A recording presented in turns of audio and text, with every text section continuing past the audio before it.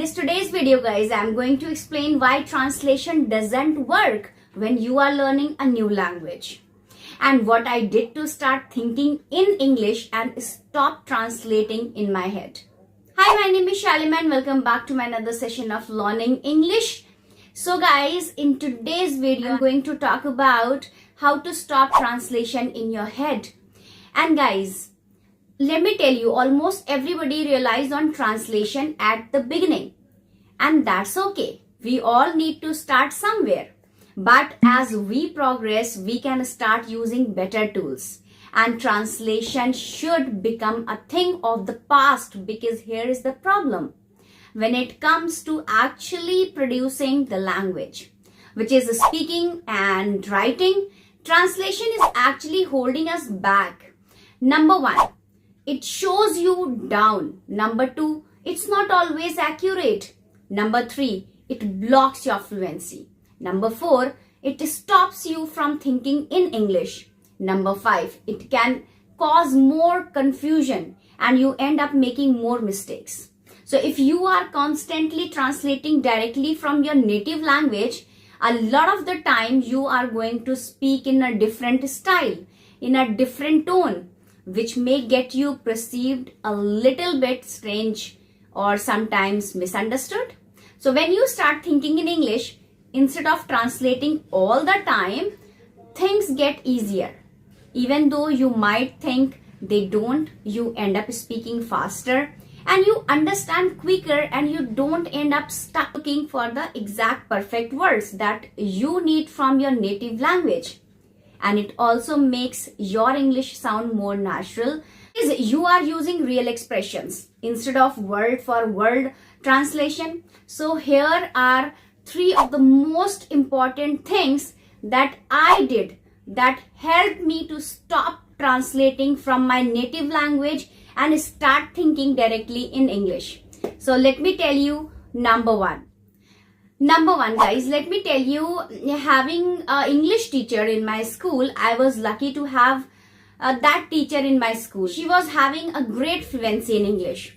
And yes, my English was very poor, very broken. But I had to do my best to explain myself in English, because if I spoke in Hindi, this is my native language, Hindi is my native language. So she would simply not understand. Like she pretend that she doesn't understand. So spending time with her also gave me the chance to observe how she spoke. I always focus on her sentence structure, her intonation, her tone, her style, her reaction. And then I noticed that she would use the same expression and they would fit perfectly every time. Expressions like, oh, that's nice, that's good, no way, are you kidding me? I don't really care. How it's going? I'm not too sure. I haven't decided yet. I had a good time. Who knows? Thank God. Who told you that? Talk to you later. So once I understood that these phrases meant and how to use them, I started saying them out loud until they came naturally. So I would repeat them at home in my head or out loud, or I would go around and say, I don't really care how it's going. I haven't decided yet, until I liked how they sound, and by the time I needed them in a conversation, I didn't have to think. I didn't have to translate. I just had them ready to go. And guys, the more I did this, the more words and phrases I would pick up. And slowly I had to let go from this translation habit, because I realized that what I wanted to say in Hindi did not match the expression in English. So basically, conversing, that interacting and communicating with a native speaker made by my brain imitate what they do. And if you are thinking, okay, that's amazing for you guys, but where can I find a native English speaker or a teacher? Well, now guys, if I talk about how can I do the practice with native English speakers, no need to talk to native English speakers. You can download any free app. There are a lot of apps are there Okay, so you can use ChatGPT. Many more are there. So you can just download it and do the practice with them. Okay, you can practice and ask them questions related to culture, small talk, and receive immediate guidance from them. And also they will give you the feedback. So you can select the you can select few questions every day and do the practice at least 5 to 10 minutes with AI. And I'm not going to tell you that you can just purchase the courses, or you can just take the paid things, right? You can just go for free, because there are many apps like Copilot, like ChatGPT. There are free apps available, and the voice mode available, so you can do the practice with them. All right, so you have your own AI tutor, professional tutor, or I can say teacher, that make learning more engaging and more fun. So you also get instant lesson notes and many more things that you want. So your main key points and vocabulary are served automatically, and you can review them after your after your conversation with AI. You can record them. So guys, nowadays nothing is impossible, right? Because earlier we thought about, let's do a talk with native English speaker, so we have to pay for that, right? But nowadays there are AI. You don't need anyone, you only need AI. You just start speaking with AI. All right, now let me tell you the second thing. What I did was to become my own live commenter, my own live English commenter. I made this mindset shift, and I was pretending I was a native English speaker in my everyday life outside school. So you can't believe, if I was doing something around the house, a chore or activity, I would just talk about it in English. Sometimes in front of a mirror, sometimes in my mind, and sometimes just whispering, depending on the mood and the situation. So the key was starting to narrate my life as if I was on some sort of, TV show, or I was recording my life as a vlogger. So for example, my parent would ask me to water the garden, and guys, I didn't really like that. So because our garden was so pretty, but I was thinking, let me make that into my performance. So I would comment on every single little thing. Okay, so the first step, I am grabbing the watering can. The watering can is heavy. Did I put too much water in it? Will I do the same next time? What do I need to do so the water can is lighter? Okay, then now I am watering the roses. The tulips have enough water. I need to get more water for the veggies. So sometime it wasn't chores. I would just be sitting in my room bored, and I would just convert my thoughts into English thoughts. So I really want some chocolate right now, like that. And should I eat some chocolate? No, because it's too sweet, and I had chocolate in the morning. Maybe it's better to have a fruit.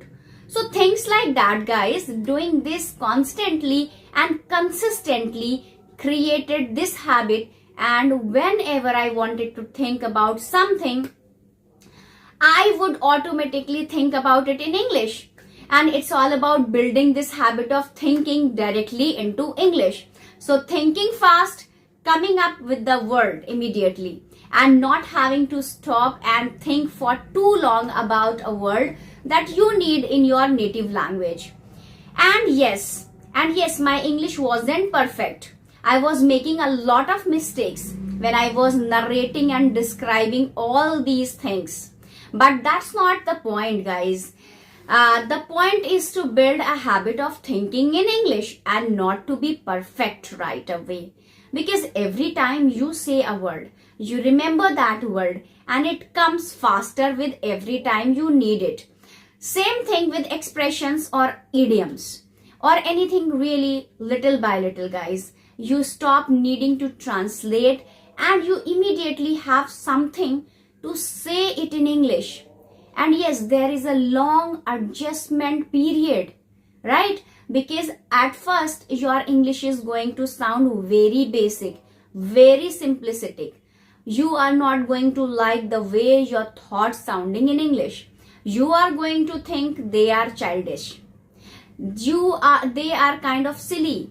And yes, you would sound so much smarter and more sophisticated and funnier in your native language. But that is a sacrifice.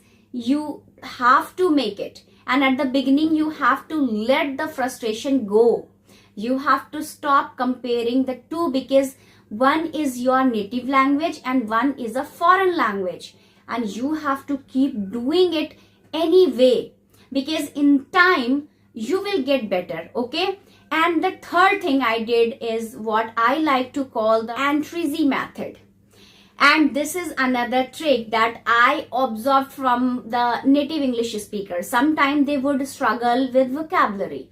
Yes, they would forget word that they needed. And what they do is they don't stop and think and just interrupt the sentence or the conversation.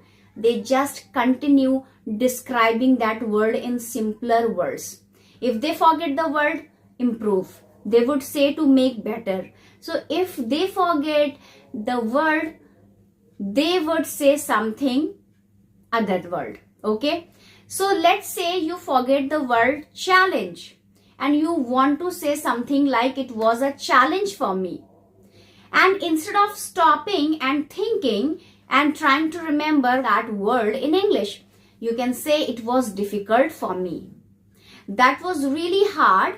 It wasn't easy. These little adjustments will keep your conversation going and will prevent you from freezing in the moment. And trust me, nobody is thinking. They should have used the word challenge instead. Okay, so people just want to communicate. So, thinking directly in English means rephrasing your sentences with the words you know. So if your native language, you would have said it was challenge. In English, you will say it was difficult. So if in your native language, you would say I am exhausted. In English, you might say I am really tired. The sentence itself or the word itself might be, considered simpler, but your idea is clear. And the listener that doesn't care about your perfect vocabulary, they are just enjoying the conversation. That's it. And they are just enjoying communicating with you.